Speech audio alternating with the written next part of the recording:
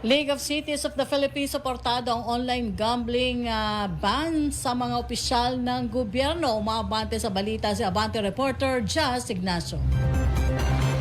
Rocky, mahigpit na sinusuportahan ng League Cities of the Philippines o LCP ang pagban sa online gambling para sa lahat ng kawani ng Department of Interior and Local Government at sa mga nahalal at itinalagang opisyal at empleyado ng lalawigan, lungsod, bayan at barangay. Ito ang malinaw na ipinaalam ni LCP President Francis Zamora kasama ang 149 pa nitong membro na anday nakatakdang magsagawa ng pag-uusap upang matiyak ang pagpapatupad nito alinsunod sa DILG Memorandum Circular No. 2025-082. Ayon kay Zamora, bilang mga lingkod bayan, inaasahan na magiging mabuti silang halimbawa sa kanilang nasasakupan at magsumikap na gawing ligtas at maayos ang kanilang mga komunidad. Ang pag-access anla sa mga online gambling platform o ang paglahok sa anumang uri ng online gambling ay nakakaagaw ng atensyon mula sa epektibo at tapat na paglilingkod publiko.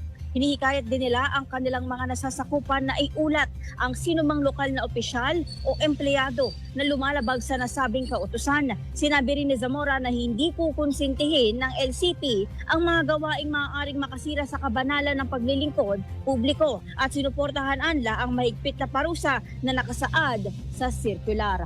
Ito si Just Ignacio Abante.